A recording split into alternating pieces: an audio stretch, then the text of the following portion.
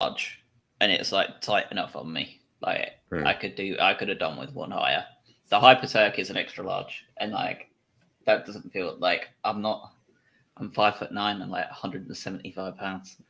Yeah, yeah. Why am I needing an X? Like, it just makes me feel so bad. That's what I mean. I can't believe I'm going to be ordering this. Like, what's happened? Yeah, for those listening in, both Craig and Adam have succumbed to the home kit after a couple of good results and some free shipping. The boys have collapsed, and what was dubbed one of the most ugliest home kits going is now being purchased by 2 out of 3. And the orangey red kit that nobody was a big fan of either is currently being worn by the other one. So we did a superb job of keeping it all together there, fellas. Well, yeah, I've decided now that the home kit is one of the most beautiful things I've ever laid eyes upon. Yeah, I don't quite know why, because it is relatively objectively quite bad, but turns out just beating 10-man Wolves it looks glorious now.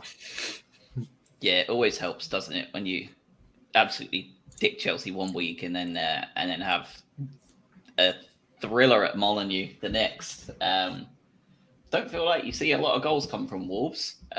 Pretty sure Adam noted that they're not a team that score more than one very often, but Brighton and Albion never fail to disappoint.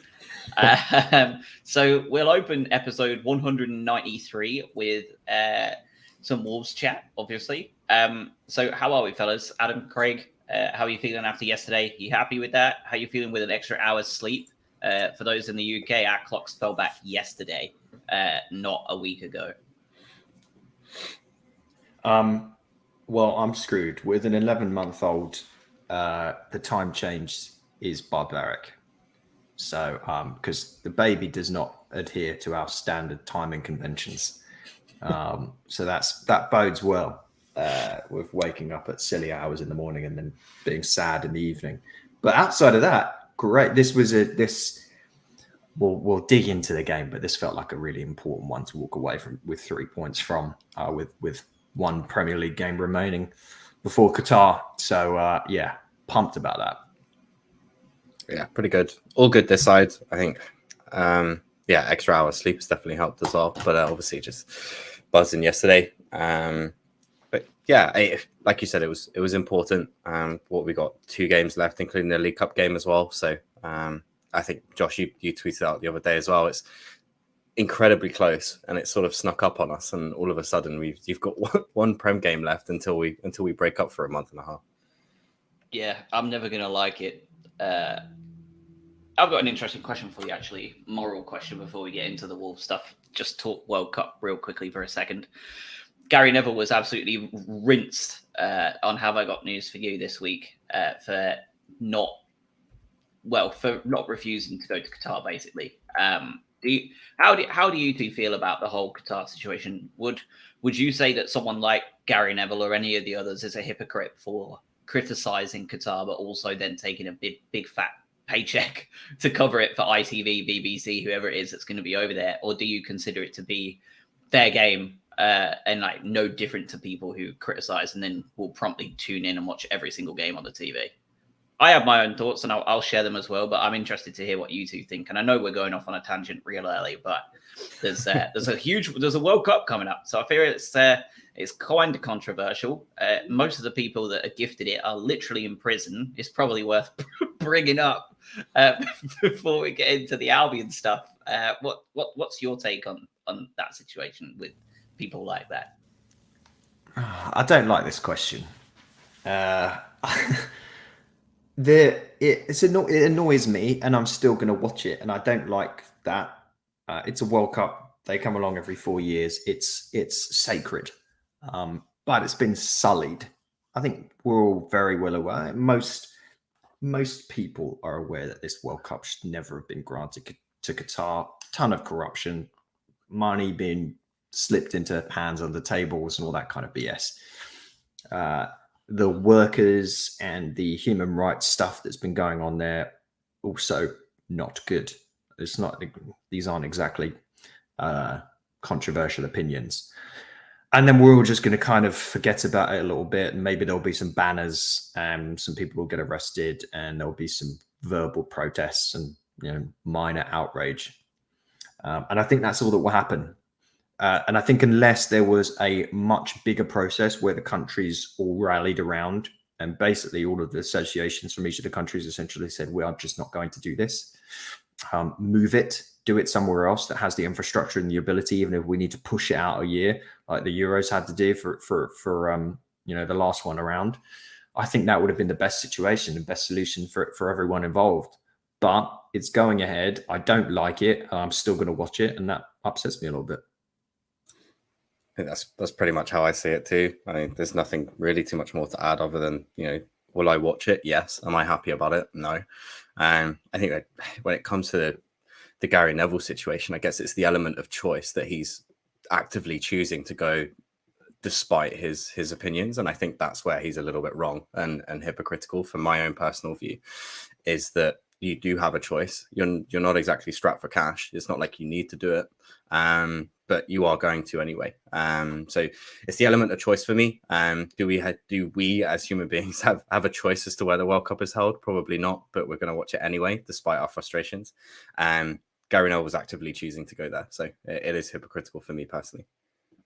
Yeah, that's pretty much exactly my stance as well, Craig. I think that watching it on the TV as a fan is and being against the idea of what everything this represents, from the corruption down, the corruptions, the deaths of basically slaves, everything down from there is, I mean, I think you're allowed to disagree with it, right? And still watch your team play in it. I mean, I'm not going to tune out a Brighton versus Newcastle because the Saudis are killing 75 lesbian and gay people a month, probably even. I'm not going to stop watching Brighton play Newcastle for that. That's the same way I feel about Qatar. But Neville, yeah, I think that they really nailed it, and I think he knew that too. I don't know if you watched that clip, but he was not best pleased about it.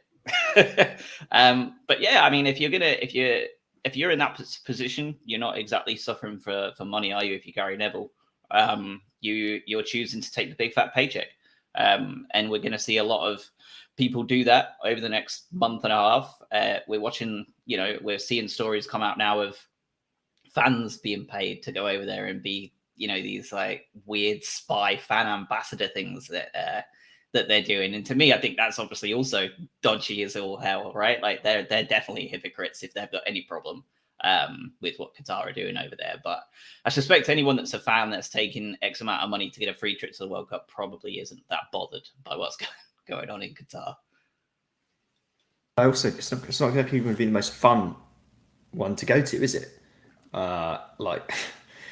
With the whole alcohol setup and everything, I feel like you're going to have to be fairly wary. And I'm assuming that the Qatar authorities will be on their best behavior with the eyes of the world on them. But it's not one I'd choose to go to. Put it that way. Even without all of the other BS, I just don't think it would be as fun. I think it'd be like, I don't know, having a bunch of teachers watch over you while you're trying to have fun. I don't want it. I'd rather go to one where there's a party atmosphere and you can just actually enjoy the football and enjoy the atmosphere and the culture. And there isn't any of the latter. Yeah, it'd just be a bit of forced fun, wouldn't it? It would just be in this sort of village, if you like, and currently being watched like Big Brother. So yeah. I'm good, thanks. Yeah, it's a little bit like the Brazil Olympics, where they were all held prisoner in their Olympic village because of how dodgy everywhere outside of it was, which is more a problem with the Brazilian politics. Maybe with the recent election, we'll start seeing that turn around a little bit. But Neymar furious though. He is, Mr. Got to pay his taxes now. Nazi Neymar over there, unhappy with the with the decision. Didn't realize he was such a prick. Well, I knew he was. There's a lot of the idol Brazilian players in our minds are all very heavily in on the far right Brazilian government side of things, from monetary and probably some level of religious indoctrination. It's quite like all of the. I'm trying to think who else has come out. I'm not sure if Ronaldinho was involved with it, Rivaldo, other players like that. I think one of the staunch oppositions to that was like Janino was very much against Bolsonaro's government. But we've gone way off piece here. Let's talk about geopolitics. Enough of the Wolves game. Sick of it. Yeah, so 4-2-3-1. We genuinely though 4-2-3-1 is back and in full effect, and De Zerbi is here. Right, we've had 10 minutes on politics now and nonsense and Qatar and the World Cup. So for anybody who's listening and is about to turn off in their car and they're about sick of it, we're moving on swiftly to the world. They've already logged since left 5 minutes ago. Yeah, Wolverhampton Wanderers. This was a big game, wasn't it? They were rock bottom of the league. They've not scored more than one goal in a game. And we just saw the beginnings of the true introduction of De Zerbi ball against Chelsea last week. So with a team that are about to set their stall out in the way that they were, and with a team that have just appointed a new manager, by the way, for anyone listening, Lopetegui just got appointed.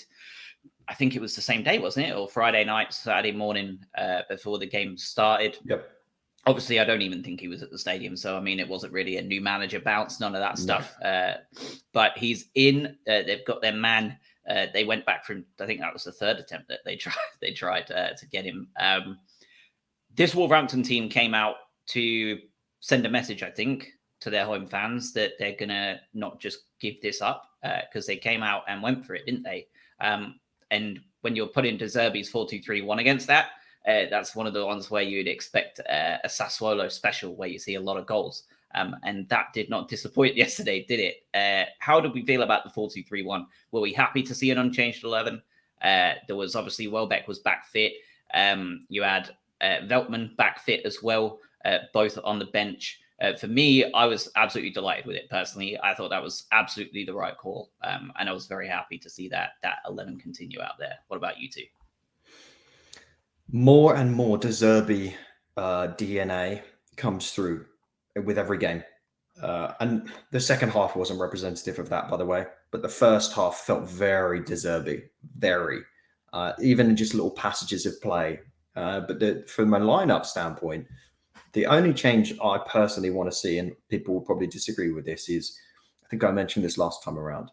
I want Gross out of that right back slot, which he isn't even really playing right back, by the way.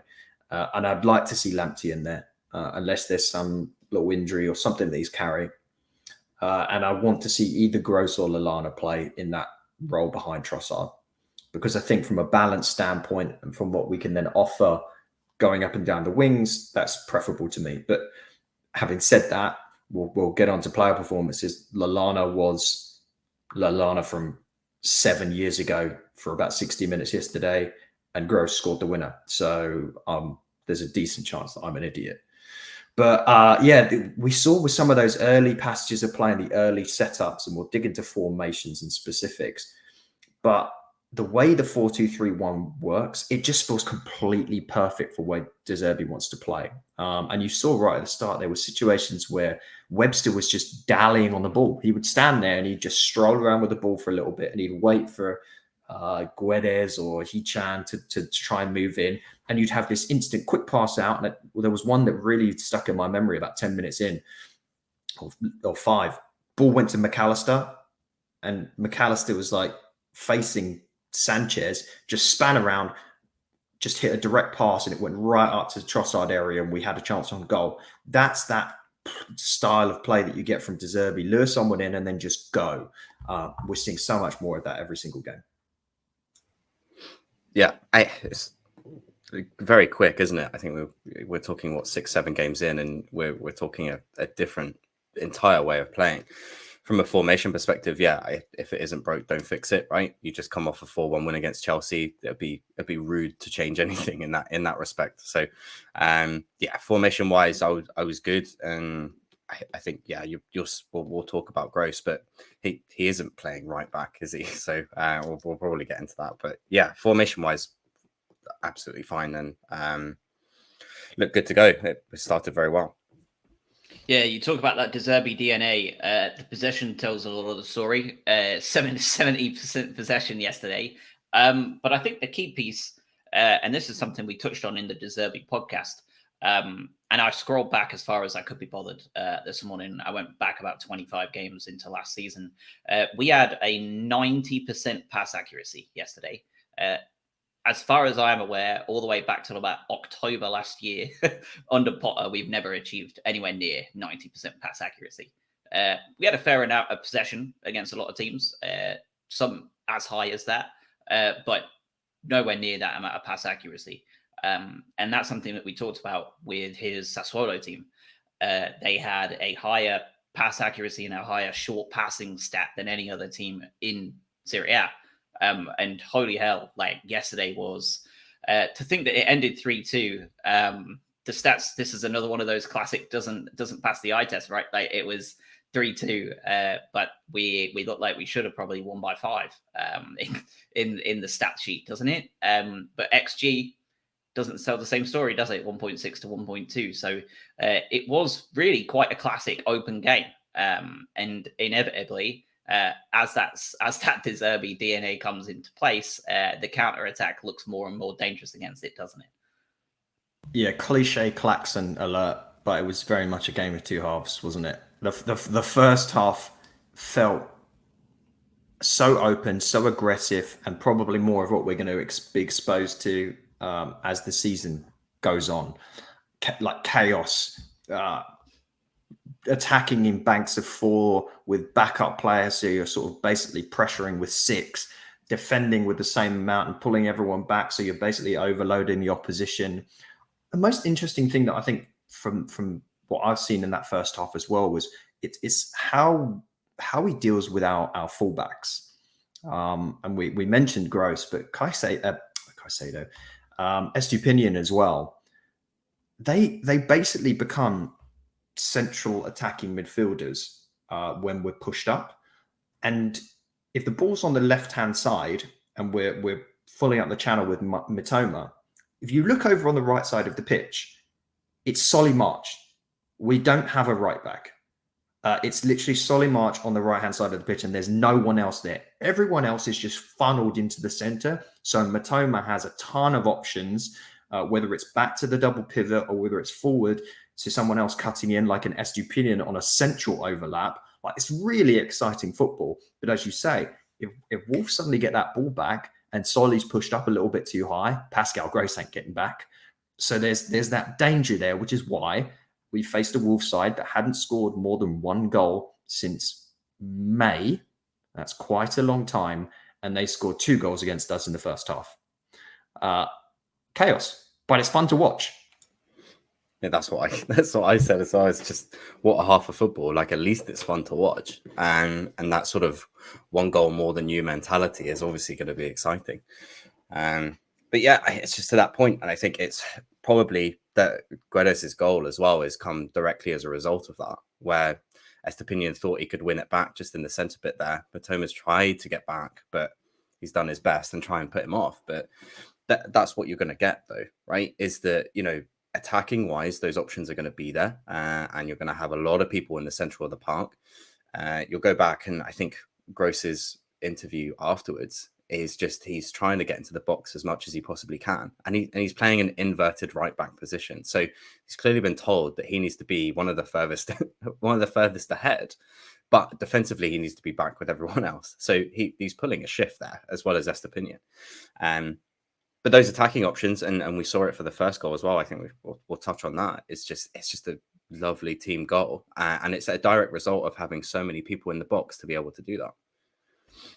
Yeah, let's talk De Zerbi DNA a little bit more, because we talked about this in the Sassuolo pod, in the De Zerbi pod, and his friendship with Pep Guardiola, and the fact that Pep, I was going to say stole, of course he didn't steal. Their managers, they adopt, right? He really enjoyed what De Zerbi was doing in Serie A. He calls him a disruptor, I think he said, of Italian football, which is a really good way of looking at it, I think. And I noted it on the pod that the role that Cancelo especially plays at fullback, and this inverted fullback idea, is something that Pep introduced last year and revolutionized the whole fullback prospect in the Premier League. And not many have been able to replicate it. He got that from De Zerbi. in Sassuolo. He said himself that that's one of the things that he has been really impressed by, the inverted fullbacks. And you are watching it in live motion now already. Cancelo is basically everywhere over the pitch when he's on it. He's everywhere for City. That's why he's such a strong fantasy Premier League asset. Or until I brought him in yesterday. and then he got promptly sent off. Yeah, you're welcome, everyone. And then you're starting to see the exact same thing yesterday. We know. I think I texted you two once or twice that, oh, cool, Estepinian's now a central attacking midfielder. He's now a central midfielder. He's now a striker. Like this is, and we saw Pascal Gross score a goal from the 6-yard box yesterday, as if he was also a striker, a fox in the box. So you're seeing this DNA creep in more and more than I think people realize. You're starting to see these players get these ideas and run with them pretty quickly. And I think that obviously lends to the identity that A, Bloom has built over 12 years and B, Potter has helped, cultivate massively in the last 3. And I think that first goal was the absolute epitome of it, wasn't it? Mr. Mitoma, who we will probably be talking about an awful lot between now and the end of this pod, with a just sublime ball in to Trossard. Trossard, not happy with the quality of ball he receives, decides to one-up him with an unbelievable touch to Lallana, and then the man that you probably never want in the 18-yard box with a free hitter goal, Adam Lallana strokes it into the corner as if that's what he does every single week, like his bread and butter. And we're 1-0 up within 10 minutes, and Molineux goes very quiet indeed, doesn't it? I still can't really wrap my head around some of the first half of football, and especially Lallana's performance, because you also have to think back when we were all head in hands not that long ago. Not remove all the Potter crap, just from a player standpoint. What are we going to do? We've got no Cucurella, we've got no Basuma, and earlier on in the season, Welbeck's playing amazing. The goals will come. We don't score this goal with any of those guys involved, because firstly, Mitoma it was like an outside of the foot pass in the opposition penalty. Who does that? Is that a J League thing? I don't know, but it was audacious to begin with. That ball would have then funneled into last year Mope or Welbeck. They would have duffed it. Instead, Trossard's playing number 9 and just has that little perfect touch off to Lallana, who might have played his best game in a Brighton shirt for me, and who we've seen miss that opportunity circa 500 times and just curls it into the corner.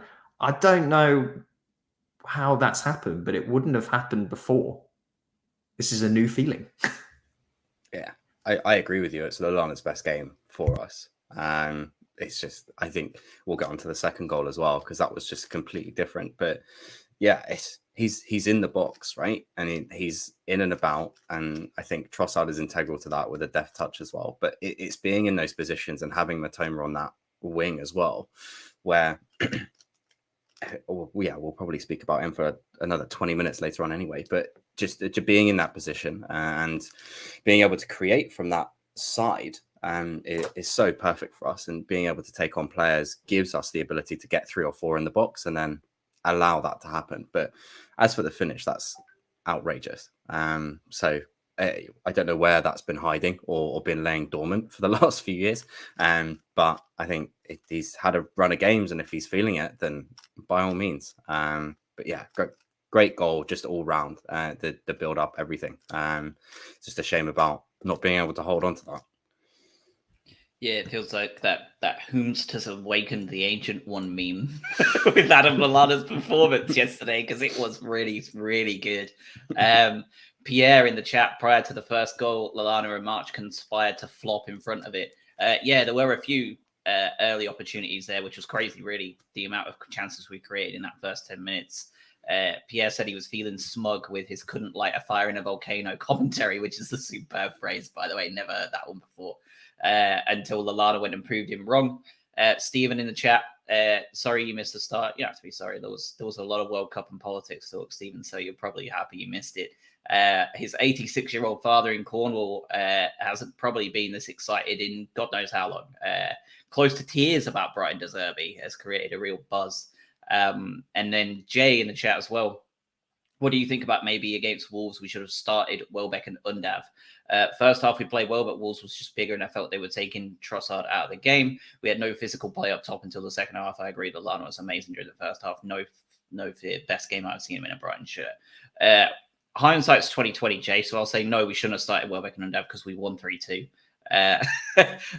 But they when they came on in the second half, both of them looked pretty tidy, actually. Undav won a couple of nice fouls, got his body in the way, his big body. I think he talked about his weight not recently, and the fact that he's on a pretty strict weight loss regime at the minute. If we're complaining about the fit of the Brighton shirts, I don't know what he's wearing. Custom made. I think he actually did. I think Richie Mills posted an article about it, that he's actually on a proper weight loss regime at the minute. And I think maybe that answers a lot of questions as to why we're not seeing him play.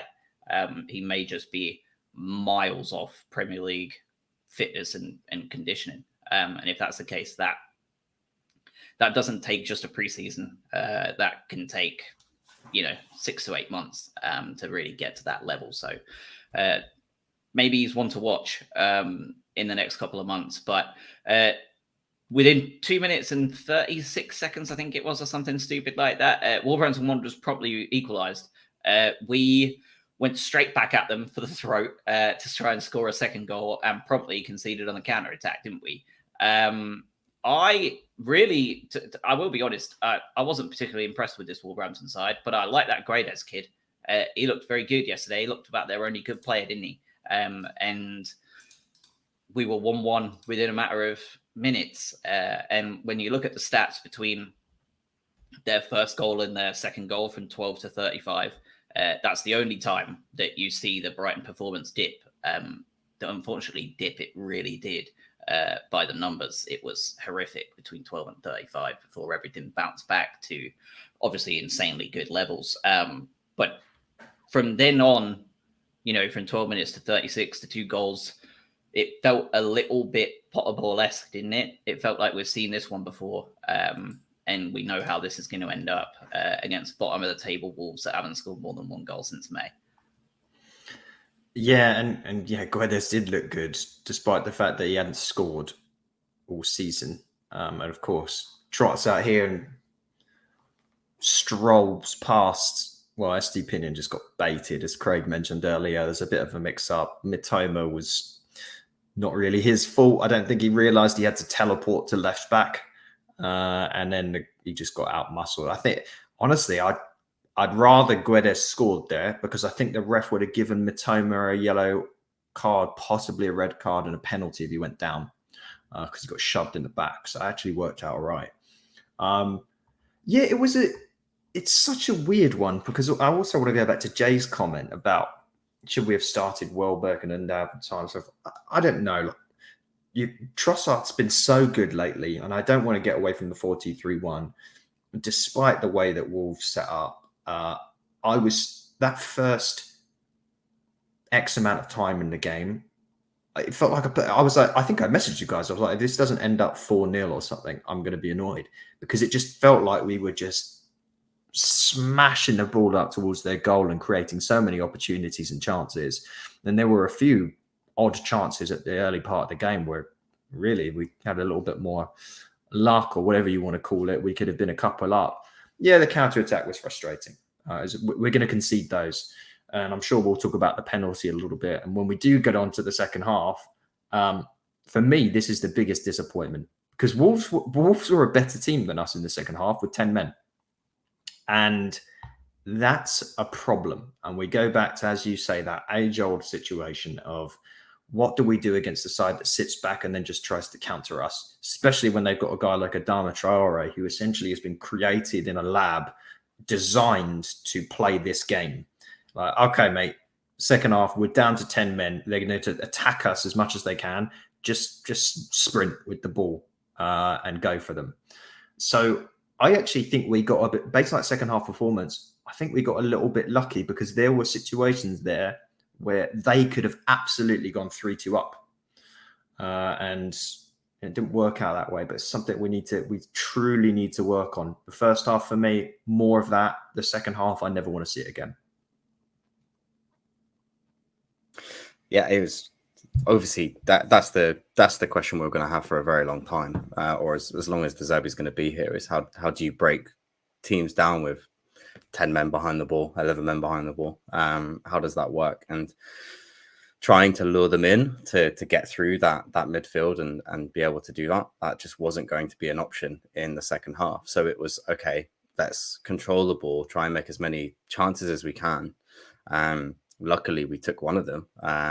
But yeah, it's a weird second half, but I think we knew it was going to be like that, in that, it's 2-2 going into half time. Like they're going to take this with the guy being sent off. But first half wise, yeah, like you said, it was a complete contrast to what we saw.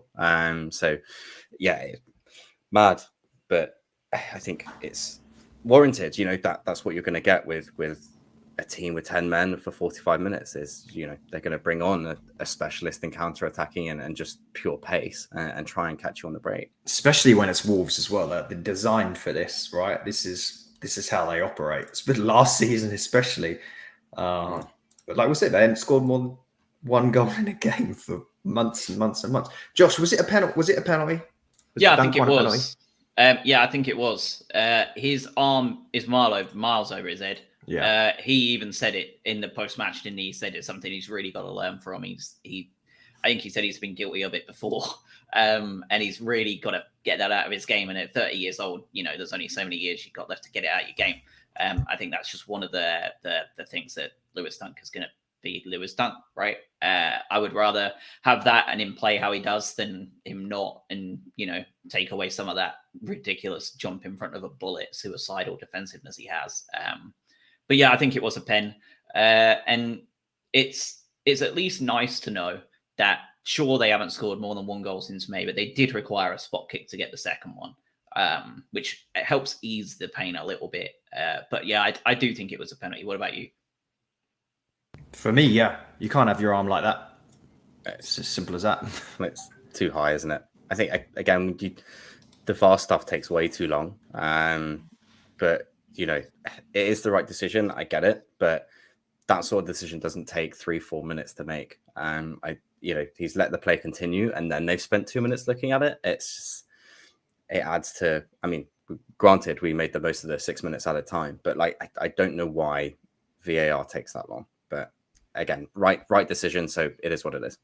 I think that's exactly right. Like that VAR, that's the part that soured it a little bit. We all knew it was Zampal after the second VAR replay. Why did they have to watch 84 more? There's supposed to be an overhaul in Qatar for this VAR stuff. It's supposed to be able to be done in 30 seconds. Let's see if that's the truth. It's going to be interesting. This entire World Cup is going to be a goddamn disaster, isn't it? Well, I think what's great is that whenever I think of progressive change, I just think of Qatar. Yes, yeah. They've got a lot of technology coming in. I don't know if you've looked into it. There's going to be almost automated offside calls as well. 18 different cameras to track offside. It's going to be interesting. We may as well basically use the entire thing as a beta test, considering how much of a joke of a tournament it is. I feel like it's probably a great place to do it. But if England win the World Cup, we then have to basically just talk about how it was incredibly well done and arguably the amazing feat of human achievement. Welcoming country, welcoming everything. Yeah. Amazing. Best place. I would recommend everybody go there. Yeah. With your England flags, especially. Just amazing. Yeah, incredible. I was going to quickly say, no, I was going to talk about that. How many minutes was it? Because it was 5 minutes when Matoma just changed the game entirely. And what's crazy is that he's winning a header at 5'7" against a centre back. Was my favourite part. I don't really understand. I don't understand how he won that header, but the Lana's play to create that was just. I think he went past 3 people.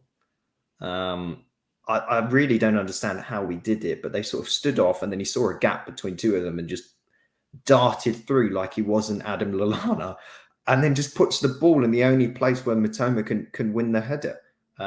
Just incredibly impressive. But Matoma's performance overall, I'm sure will. I don't know how much surprise man of the match is going to be in this one necessarily, but I was looking online afterwards on various social media sources and trying to get opinions from Wolves fans and whatnot. All they would talk about was Matoma and how Semedo or whoever filled in there just never stood a chance against him. He's terrifying people already, and this was a guy that, I mean, that's just plucked from nowhere and wasn't even getting any minutes a few games ago. Now we're talking about him as, I tell you what, is he one of our best players? Amazing. Yes, right now he is. That ball from Lallana is one to be like watched again and again too. Like that's, I'll say it, and I genuinely mean it with my full chest here. If that was Kevin De Bruyne putting that ball in, match of the day, I'd replay that every other second of the entire broadcast. That was a proper De Bruyne level, like perfection ball that we've not seen from him ever, and we've known him to be capable of sometimes. When he played for other teams, Southampton, Liverpool, etc. That was truly like a proper special delivery yesterday to Mitoma at that back post. It was a different player entirely, wasn't he? It's just the level that he was at, and I think testimony he gave it, and I don't think he can do 90 minutes anymore, and that's absolutely fine. If he comes up with performances like that within 60 minutes, then you're laughing. So yeah. What a ball. You couldn't put a better ball in. It's like literally the best case scenario. And for Mitoma to want it more than Semedo did and put it in. I think Pierre's just put in the chat, VAR tried to find a reason to scratch off the goal. I don't know why they reviewed it like 3 or 4 times, but just exactly what we needed. And you're looking at that at 39 minutes, 2-1 down, you're going, we need a goal before half time here to really settle us in. Not only did we get a goal, but we got a little bit more as well. But yeah, Matoma's desire to get on the end of that and Lallana's ball in, then you're looking at going in half time level pegging, and you can go and attack the game. I'm watching it again as you're talking, Craig, and Lallana basically sort of mini Cruyff's turns, and then just murks Ruben Neves and some other guy, and I think. Yeah, he just absolutely destroys 2 players, puts this amazing ball in, and poor Nelson Semedo, because what a challenging 5 minutes for that guy. He gets beaten by Mitoma for a header, and then gets red carded fairly. Great, finally, a sensible, quick, good refereeing decision that happened for that sending off. I couldn't believe my eyes.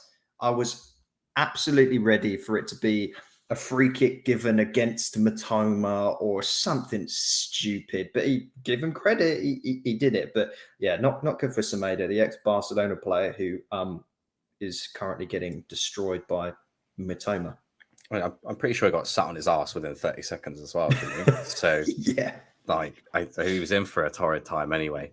Yeah, Dan Harding levels even away from home. It's pretty special what he's doing. And I think, Josh, you said yesterday, he's making himself undroppable, is that you can't not play this guy now. And that's just going to play into our hands. You come up with a game plan to double team Mitoma. March is also having a really good season, so you just pass it over to the other flank. So really good. It does generate those options there where it is exciting for sure. Yeah, Stephen in the chat, don't you think Gross, Lallana and Welbeck have all reversed the aging process in the last 10 weeks? All look incredibly fit and hungry. I think in the preseason pod we noted like how absolutely jacked Danny Welbeck has gotten. And his fitness doesn't seem to have tapered off at all, which is really impressive. And it's probably going to help him this World Cup because he now gets a break after running himself into the ground for a lot of games, the early days, right? And it will be good for Lallana as well. Gross, I think, is just like, I'm not sure he ever reversed it. I think he's literally just like a cyborg. Like, just like, he's not quick. He's just like Terminator 2, and he just keeps coming through whatever you throw at him. That's what he does, like just slow and methodical. But talking of that red card, first of all, I agree with Adam. Love the assertiveness the ref showed. Makes a nice change, doesn't it? One thing that's not been noted about much is Lewis Dunk called up to the 55-man preliminary squad. I've got 2 comments on this. Danny Welbeck joins him. And I know Adam's answer isn't going to be a friendly one. But would you not think that Solly March should be getting a call up to that 55 as opposed to Danny Welbeck, given the season he's had and the utility he shows? I don't think he goes ever, but I think if you're calling people up to the 55, especially as a utility player, surely Solly March should be getting a look into that preliminary 55. No? No.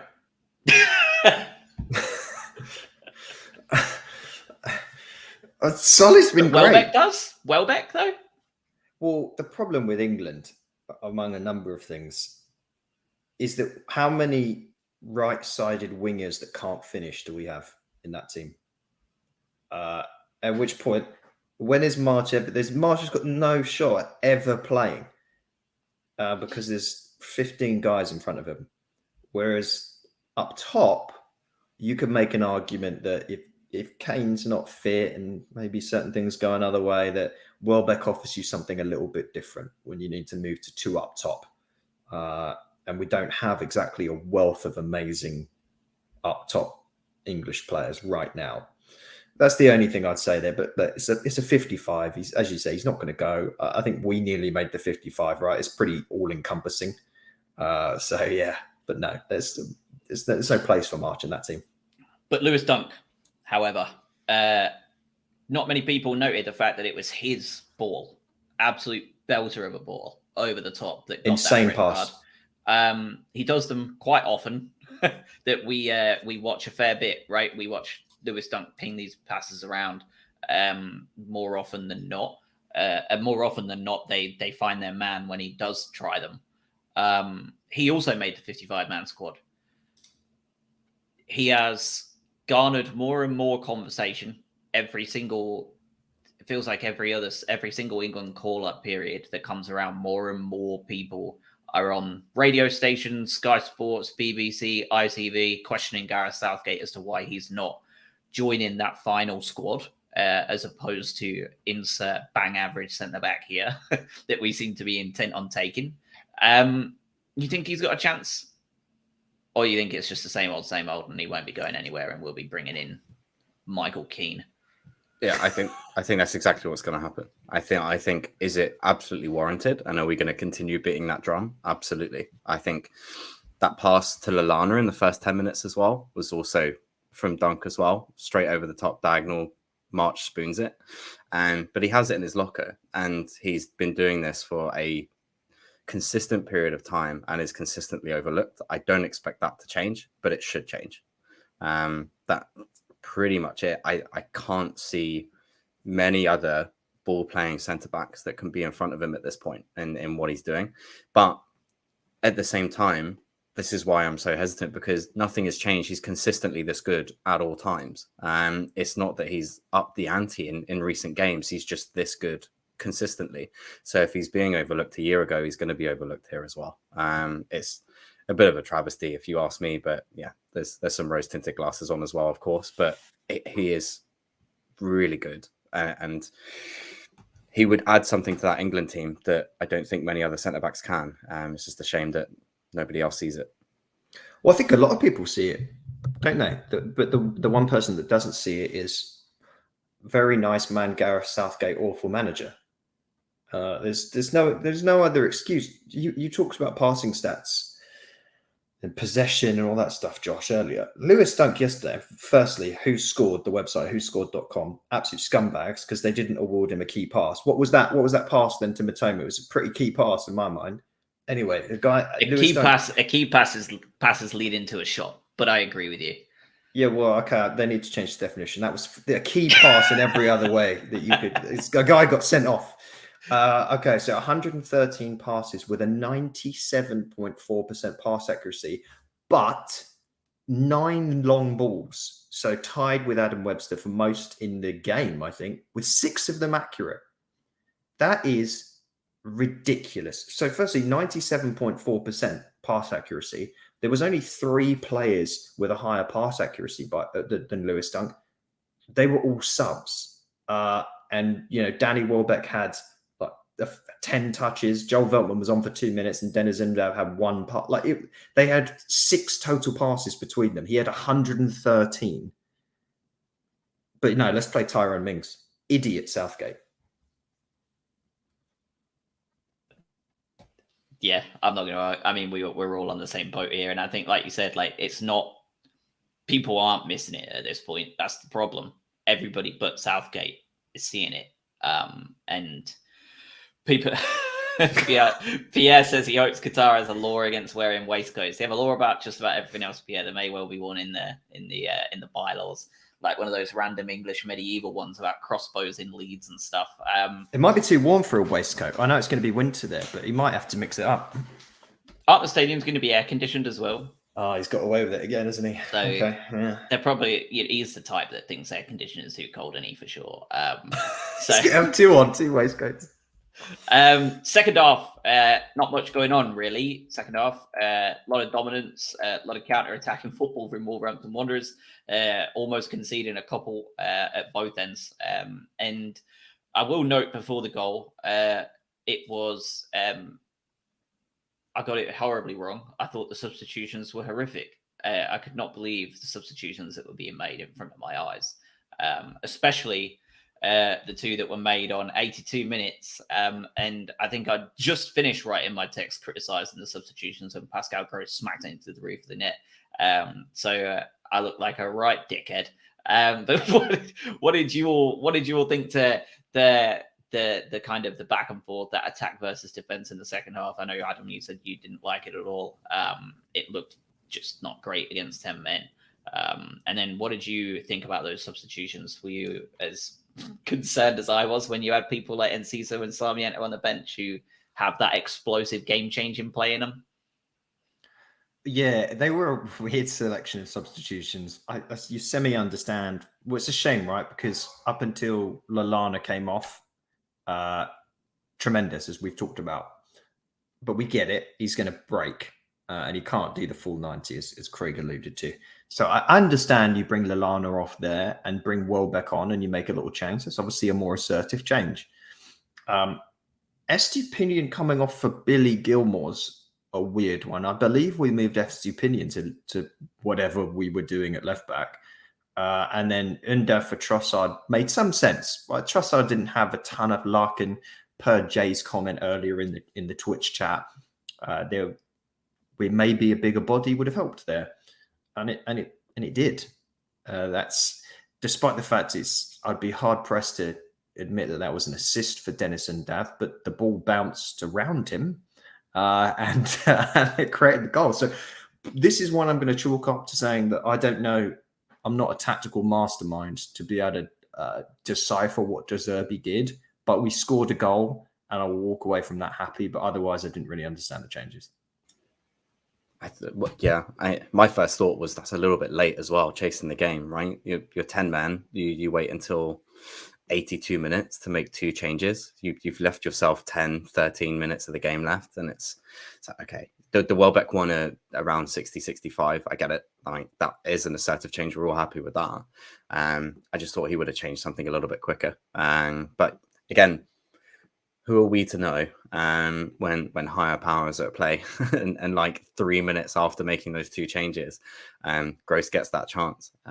So yeah, strange. But again, if it works, then I guess we can't really sit here criticizing it. It was just a little bit baffling at the time. And once again, the man at the centre of that third and final goal, game-winning goal, was Mr. Mitoma. After 83 minutes of running his guts out, an unbelievably incisive cutting run into just about to the bloody touchline. I think it was all the way to the end. Cuts it across, whiffed by about 4 people until it drops to Pascal Gross. Defensive clearances whiffed, shots whiffed. Everybody just missed it until it fell to Gross's feet.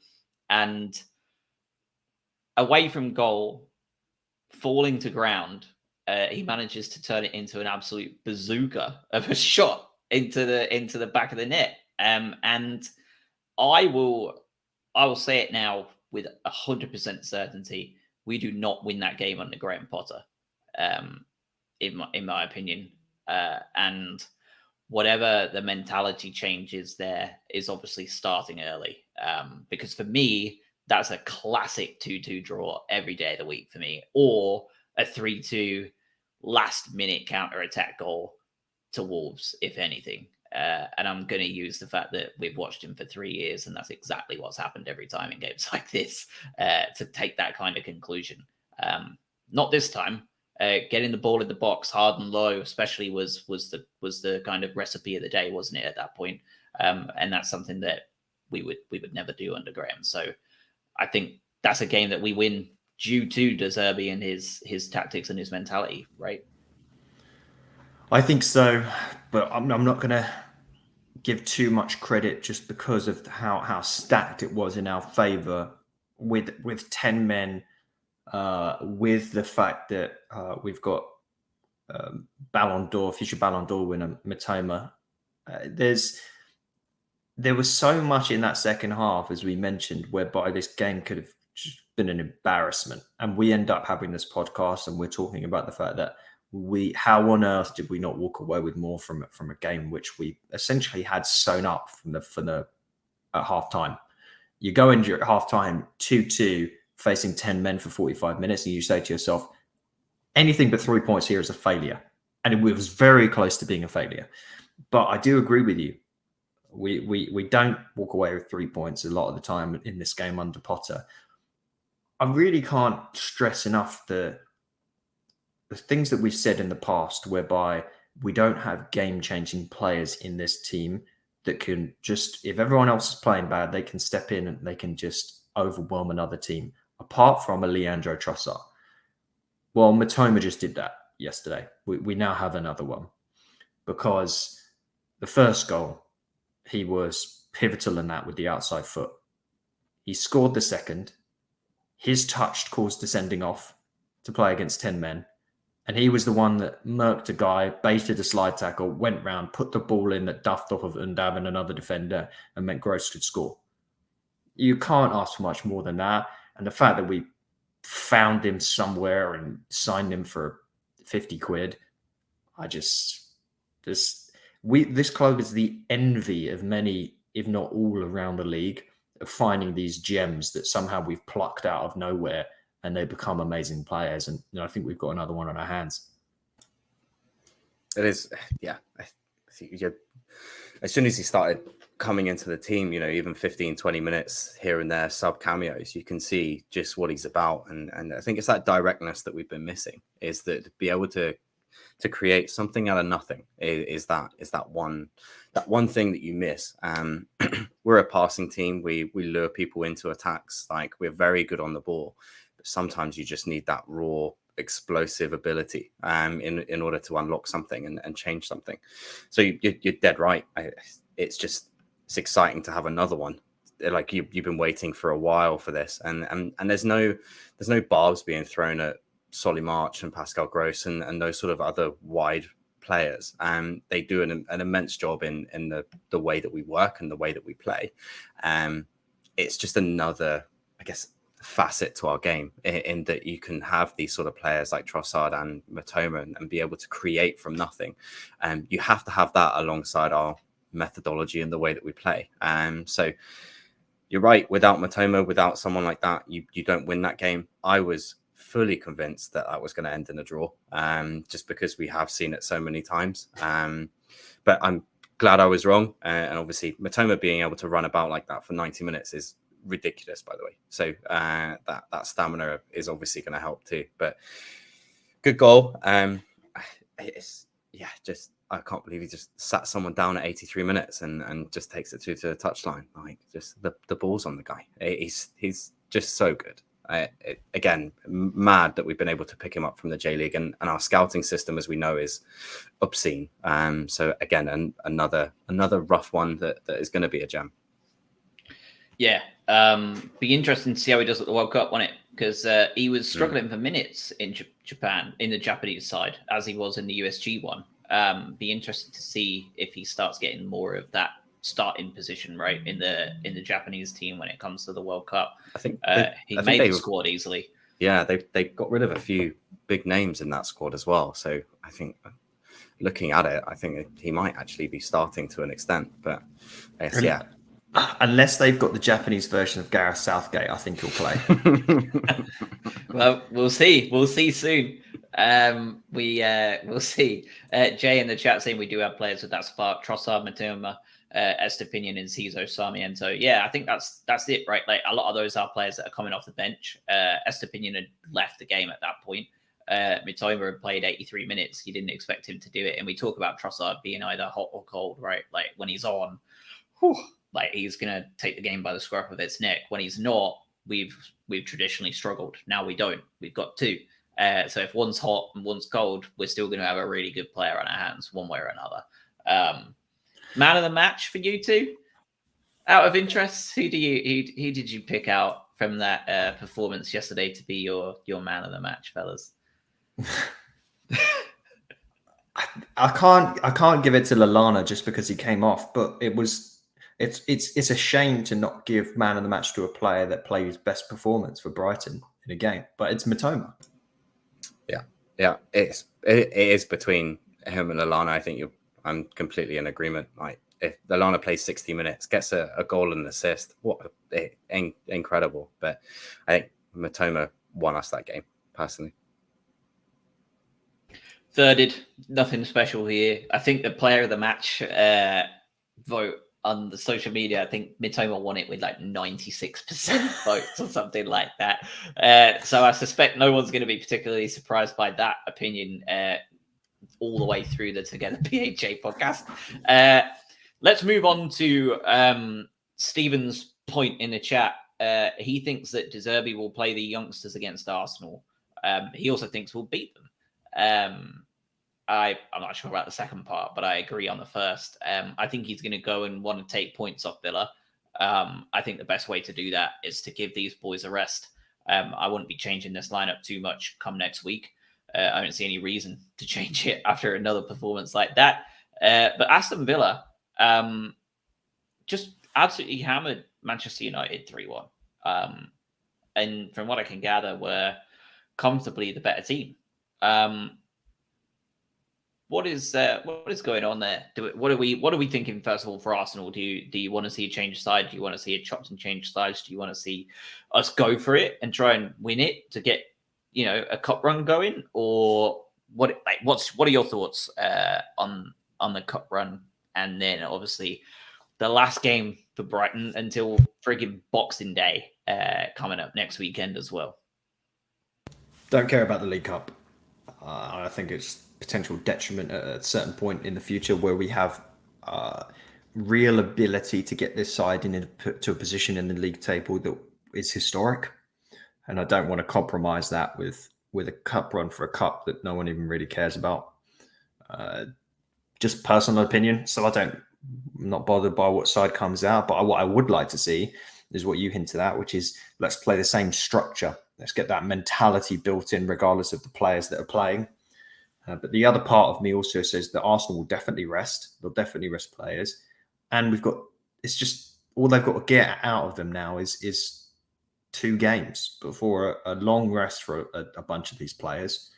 So I could absolutely see De Zerbi saying, you know what, I'm not going to mix things up too much. Let's play a half decent side against Arsenal and see what happens. See if we can keep this good feeling going. Knowing the fact that we've only got to play Villa, guys, like you could just get one more game out of you, and then that's it. That's all I'm asking. So I personally don't care about the cup, but I could also see De Zerbi playing a decent strength team. Yeah, I think you'll see it in a half and half. I think you'll see many of the starting 11, but just sprinkle in the Undav, the Sarmiento start maybe, just switch a couple of them around, give some game time. But yeah, I agree. As long as the mentality is the same and the ideas are the same, let's get that ingrained in the memory. But I think you'll see a couple of changes, but I don't think it'll be wholesale. Yeah, I think you'll definitely see Welbeck come in. I think you'll definitely see Lallana rested. I think you'll definitely see a couple of the others. I wouldn't be surprised if you saw the two midfielders rested too. Might be a good game for Gilmore to get in, take a look at what he's got to offer. Maybe even you do a proper 45 minute and 45 minute with McAllister and Caicedo, and give them both, half, and put Gilmore in there for the full game. I think if you're going to do minor changes, just because we don't really have much else at centre midfield, do we, outside of Gilmore? Wouldn't be surprised to see a couple of the real young lads that are on the bench frequently get a chance as well. I think Veltman will definitely come back in after yesterday being on the bench. I think he'll be ready to go. I mean, we've talked about it. You talked about it just 50 minutes ago, whatever it was. I would like to see Lamptey get the start in that back four. Get Lamptey at right back. Get Veltman in at centre half, or whoever you want to get out. Get Colwill in there or two. Like have your back four fully changed, basically. I would if it was me, and I'd be funky on playing Estepinian because he puts in such a shift as well. And we saw what he can do against Villa. But I would like a fair few changes, honestly, because we have a lot of talented players on the bench. Get Sarmiento on there, get Enciso in there if you want. I don't care. Throw them all on. They're all exciting young players. I mean, you replace Mitoma with Sarmiento, you replace Lallana with Enciso, you stick Welbeck up top, rest Trossard as well. I mean, that's not a bad starting group, is it, up front? Against a rested Arsenal side, because I think you're right, they will rest big time. So you're putting Enciso, Sarmiento, Welbeck as the old head. And then if you want to put March out, right, do that. That's not a bad front four, is it? That's nasty. Yeah, Arsenal aren't going to do a damn thing to compromise their league ability this year. But this is their best chance in living memory, not living memory because they won a few years ago, but recent living memory where they've got the ability to actually do something here, where I'm sure City will inevitably win it, but I mean, they're 2 points up on them right now. They've got to drive. So I don't think they're going to be thinking about, should we try and smash Brighton in the League Cup? No fucking way. There's no way. So maybe we could do something. It'd be kind of fun to see what we can do in a cup run. But I'd rather see us try and get one of the European spots that everyone wants. What a weird sentence. It's bizarre to say it, isn't it? But still surreal to me. Third of the season in, and we're sixth. Yeah, this league is nuts. By the way, we just saw Palace win as well. You've got a very bunched up Premier League. I know we say this every week, but just looking at the table, you get a few unfortunate results the back end of Christmas, and you drop down a fair few places. So. It's what a weird season. Things to also take into account here, of course, is the fact that Villa also have a midweek game. We don't want to ignore the fact that they're also going to be making the same decisions. They will be playing against Manchester United, the home and away leg, I guess. They played Villa. Villa played them at home about 6 minutes ago. It just finished. And they then have to travel up to Old Trafford on Wednesday and then travel all the way back down to us on the Sunday. That's a lot of traveling up and down the country. Not much rest in between the two. We, however, just have to jaunt up to London and back. So that's a big help for us. They're going to be pretty disrupted. And likewise, they are going to be a team under Emery now who are probably going to really fancy a cup run. Knowing what he can do in knockout games, those one and dones, his specialty. They're going to be facing a similar situation, and they are not in the best form of their lives despite that new manager bounce they got today. And I think that's one of those things to keep in mind there. It's De Zerbi is probably going to be looking ahead to that too and thinking, what do I do here? How am I going to be able to exploit them best as well when it comes to Sunday? Let's get a little bit silly because every time we get silly and talk about Europe, we go on an absolute disaster run. By the way, so this is on you, Adam. If you want this, I'll take the heat. Don't worry, because looking at we're going to have to stare at the table, whatever form it's in, for quite a while. after this next game. Wouldn't it be fun if we're playing Villa, as you say, new manager bounce? It seems like even with the interim, they were like, remember what Steven Gerrard told you to do? Don't do any of that. We're just going to play simple football. We're going to structure that. We're going to play players in their real positions. Great. They seem like they're a decent side. Who knows what happens there? But we're also 2 wins on the trot. De Zerbi coming to the forefront. Let's just say we get 3 points from that game. Fulham are I think Fulham, as it currently stands, are a better side than Manchester United. Now, there's a chance then that we enter into this break in 5th, above Manchester United and Chelsea. Wouldn't that be fun? Fun, yeah. We get to stare at that table for weeks. I know, especially with the World Cup and then the transfer window happening after it, right? You have that sort of, we are 5th in the league. Like, you can, I guess we're talking about attracting players that we have no idea about, but it'd be nice. I think where's the devil on my shoulder is going, where's the lowest that we can also finish for this World Cup? So, so I was just looking at the table here. I got distracted, but yeah, I mean, it's good form. We were on 21 points from 13 games. It's really not bad. I think considering that we got assets stripped and lost some of our best players, you can't ask for more, can you? And we went through a spell playing Manchester City. I mean, we play Manchester City at the Etihad now too. We don't need to do that again. We played Liverpool, we played Spurs, played Chelsea. We took points from some of these teams. We played Manchester United, took points from them. It's the top 8 everybody predicted at the beginning of the season. I think Arsenal top of the league going into Qatar, Newcastle in the top 4, Brighton in the top 5, Fulham in the top 8. Everybody saw this coming. I think this is just, everybody saw this happening. Unsurprising, very dull, very, very samey. It's the same guys at the top all the time.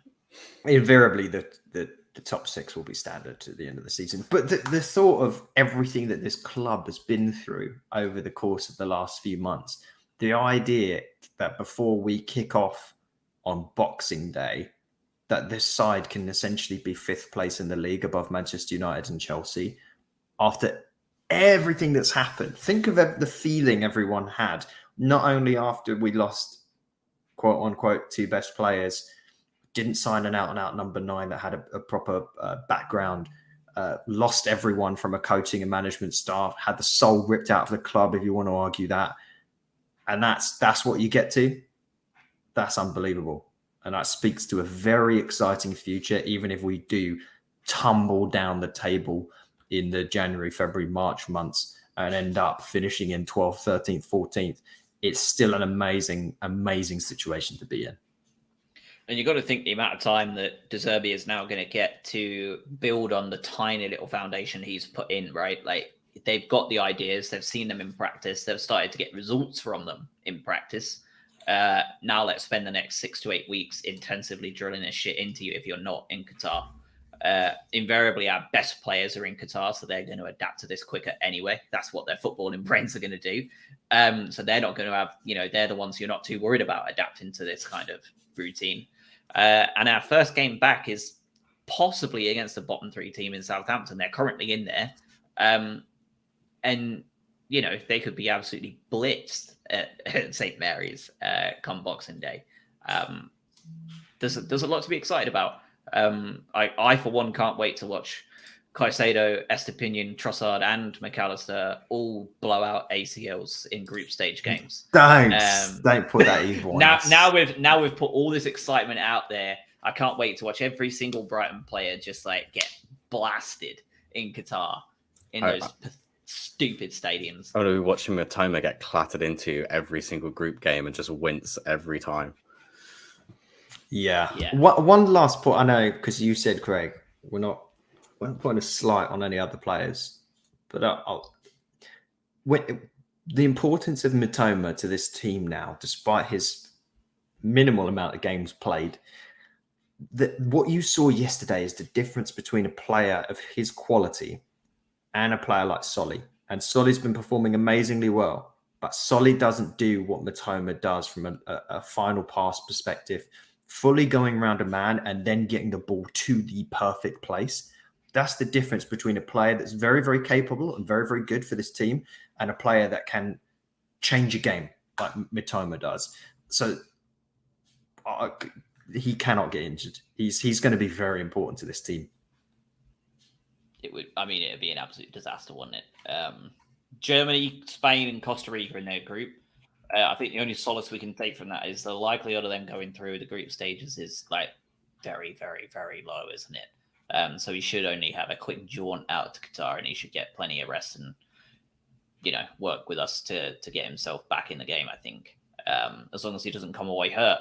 Last thing to note before we wrap up: 3 different goal scorers again yesterday. Again, something we've been talking about for a long time. We need to get the goals away from just relying on Mopé, for example, back last season, and stop relying on that one man to score goals. Lallana, Mitoma, and Gross yesterday. 3 different goals, 3 different assists. We're finding the goals now, aren't we? Although Lallana said we don't need to sign a striker in January. I'm not sure about that. Man City would disagree, right? You can score loads of goals, but if you bring in Erling Haaland, you're a bit more special. Surely the same argument can be made at a much lower level for us, no? Just because we've got goals coming in from everywhere. You got choked up. You got choked up thinking about it. Josh had a little breakdown thinking about signing a number 9. He's so emotional about it. Yeah, Adam Lallana's quote on Match of the Day was, "If we want a striker as good as Danny Welbeck, then we need to spend 80 to 90 million pounds, in my opinion, in the English market. They don't exist. They're not out there." Don't give him a manager's job anytime soon. Good God. Yeah, I'm not sure I agree with that statement.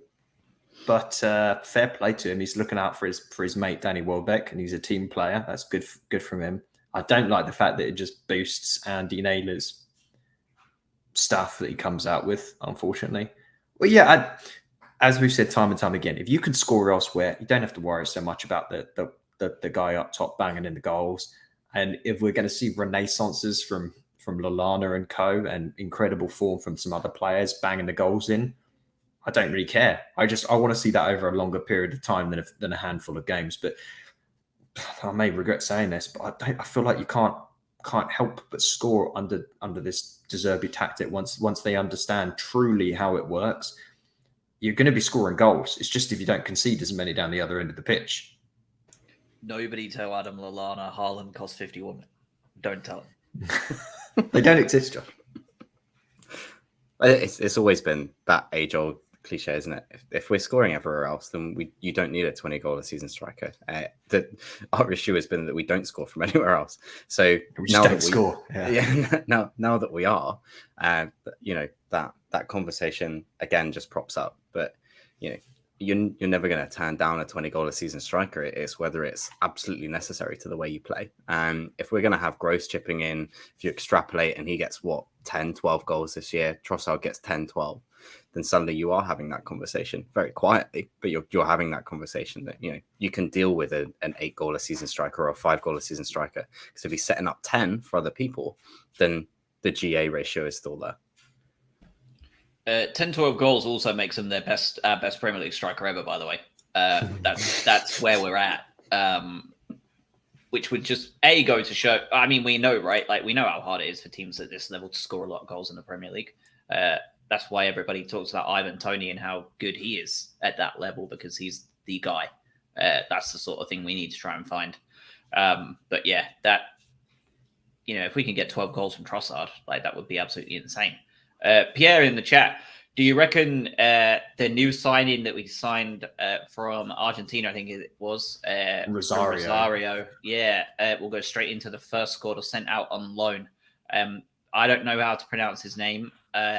I'm not going to enjoy it. But Buonarnet, I don't know. He's 17, Pierre. I think we've signed him for about 8 million quid.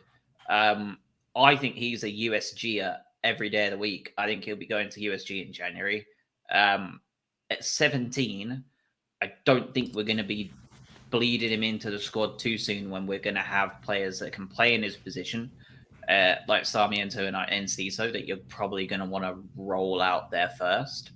I think he's going to follow that Kasper Kozlowski option that we're doing. I don't know where he's even at right now, by the way. Is it Vitesse, I think? Yeah. They're very excited by him. Argentina are very excited by this kid. Very, very, very excited by him. Next Messi level excited. Will that happen? With the way we are with South American talents, very possibly. So just, like, it sounds ridiculous at this point. If you'd have told people 10 years ago that that's a genuine possibility with our recruitment, you'd be laughed out of the room. But you know, will he be the next Messi for Brighton? No. Will he be it for Real Madrid or someone when they take him off us for 80 million in 4 years? There's a very good possibility with our track record over there at the minute. Never forget Billy Arca. All right. So there's downsides as well as upsides. Yeah, he's so young. But what is this? Facundo Buonanotte, maybe. Could be that. But Tevez literally got fired from managing that team 2 days ago as well. So he's gone. But supposedly, from everything I've looked up and people that are actually Rosario fans, they basically said he's far and away their best talent and he has a ton of upside. So another exciting one. Like maybe we look back, as you say, in a few years and we go, how we manage that again? But yeah, he's not going to step into this team for a few years. I cannot imagine, unless has that Enciso level promise and he actually gets kept into the squad. But I think from a work permit standpoint, I'd be shocked if he doesn't have to go and earn that elsewhere for the time being. I was about to say Enciso's 18, right? So it's not far off.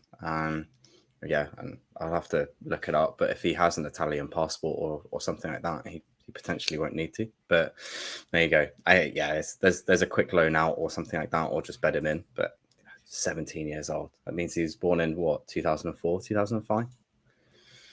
Yes, what best not thinking about, really. Yeah. Existential crises to end the Together BHA episode 192. Sorry. Lovely. He's actually played 9 games for Vitesse this season so far. Kozlowski, 1 goal, 1 assist. Hard to know though, isn't it? Because Mitoma couldn't get minutes for USG. So it's so hard to really get a read on what that even means for him when he comes back to us. Because we had the same, Mitoma's only coming on as impact sub. He does well when he comes on, but he's not getting games, blah, blah, blah, blah, blah. And then we've seen what he's doing right now.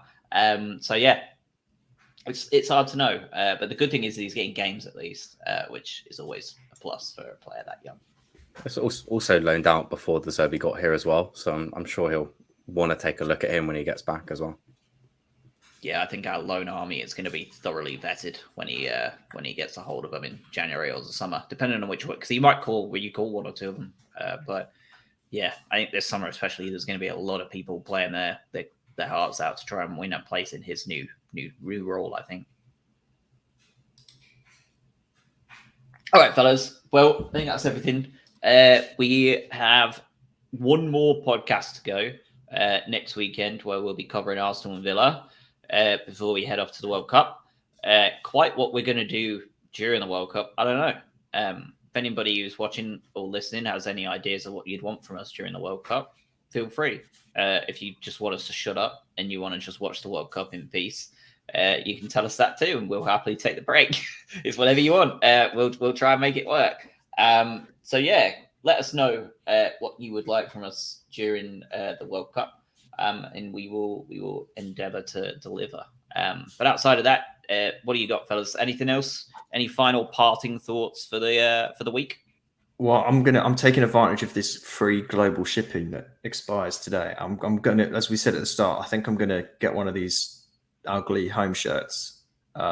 Any opinions? I'm debating between Caicedo or Mitoma on the back, but I'm also very conscious that whomever it is that I get on the back will leave in January. So let me know what you think, or whether I should just go with an old classic, get Dunk on there or something. But yeah, that's my only question. I'm caught between the two. You watch Donkey get bought for like 100 million from Chelsea now. Bowley's in there immediately. He'll get called up to England. He'll win us the World Cup as captain because someone will get hurt at the end. He'll score the winning penalty. and Bowley will buy him for like £98 million, and he'll be gone in January. And your Dunk shirt's in the absolute mud. And he'll finish his last ever interview for Brighton talking about the dream he always had to play at Stamford Bridge. Stephen telling me he's getting Mopay. Unbelievable. That would be wonderful. Do you imagine the confusion in people's faces seeing a brand new shirt with Mopay on the back? I feel like the club shop would probably email you asking if it's sure. Yeah, are you sure? All right, fellas. Have a wonderful week. These games will be coming thick and fast, but make the most of them because they're gone soon, and we've got to watch the World Cup instead. Yeah, So, maybe we'll talk. Maybe we'll do one World Cup show where we talk about performances of the Brighton players that have played. If anyone's interested in that, maybe we can piece that together. Yeah, I was thinking the same thing. I'm sure we'll all be sitting and watching a lot of football during that time because they are like peak working day work from home times for the World Cup in the US, especially on the East Coast over here. All right, so stay safe, everybody. Have a wonderful week. We'll see you next week. Enjoy the games this week, whether win, lose, or draw, because you'll miss them when they're gone. This next 6 weeks are probably going to drag, especially if we do really well. You have to watch us sitting in fifth for all that time. Want more. Cheers all. Thanks for listening.